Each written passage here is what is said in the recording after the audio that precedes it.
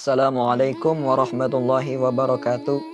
Sahabat muslim yang dimuliakan oleh Allah subhanahu wa ta'ala, tidak seorang pun yang mengetahui kapan dan bagaimana manusia akan meninggalkan dunia ini. Sebab Allah subhanahu wa ta'ala merahasiakan perkara yang satu ini dari ciptaannya. Kematian setiap makhluk sudah ditakdirkan tanpa kecuali. Malaikat Israel menjadi malaikat yang paling ditakuti oleh manusia. Kedatangannya menjadi pertanda bahwa usia manusia tidak akan lama lagi.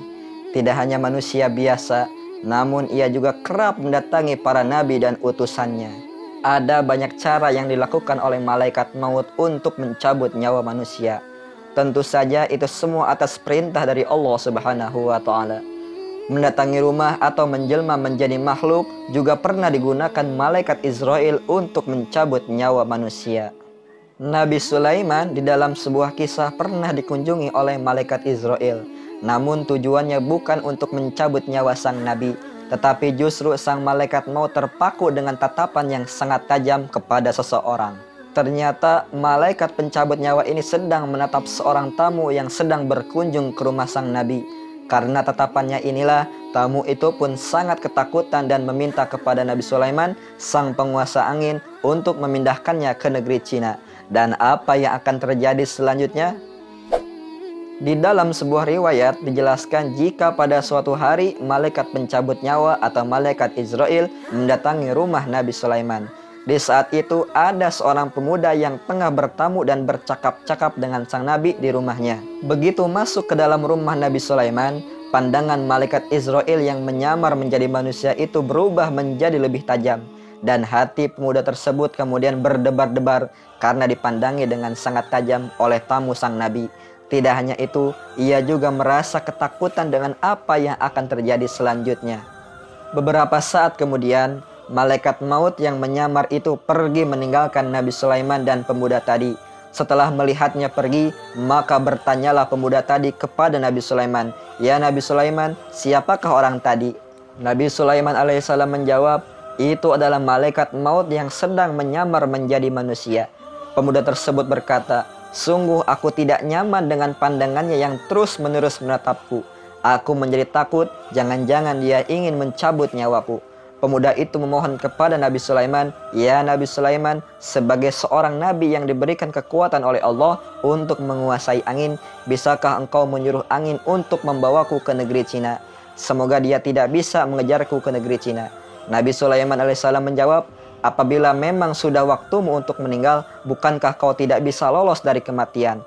Pemuda itu pun berkata, "Ya, tetapi aku ingin mencobanya. Wahai Nabi Sulaiman, aku mohon kepada engkau agar menyuruh angin untuk membawaku ke negeri Cina," pinta pemuda tersebut.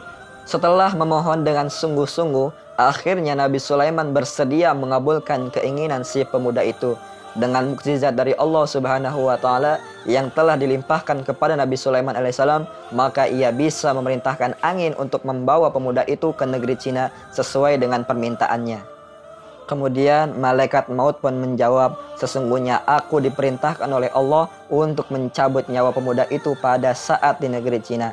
Aku memandanginya karena keheranan, mengapa Allah menyuruhku untuk mencabut nyawanya di negeri Cina, sementara aku mendatanginya sedang berada di dekatmu." Maka malaikat maut pun melanjutkan, "Dan ternyata sekarang aku telah paham atas perintah Allah tadi. Karena tidak lama setelah aku pergi, tiba-tiba angin membawanya ke negeri Cina. Dan aku telah mencabut nyawa pemuda itu pada hari ini di negeri Cina." Dari kisah tersebut bisa diambil ibrah dan pengajaran bahwasanya tidak ada satu orang pun yang dapat menolak datangnya kematian.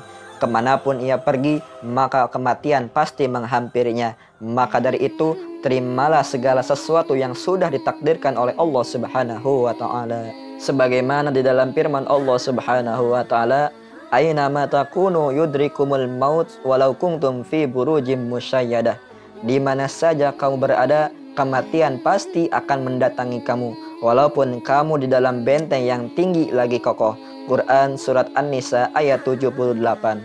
Wallahu a'lam bishawab. Dan jika video ini membawa manfaat bagi Anda, mari dukung channel ini dengan ikhlas untuk mengetuk pintu subscribe, like, share, dan komen. Mudah-mudahan kita semua dijadikan sebagai umat Islam yang mirip dengan para sahabat Rasulullah, yaitu dapat bertemu dengan Rasulullah di jannahnya Allah Subhanahu wa taala. Amin amin ya rabbal alamin.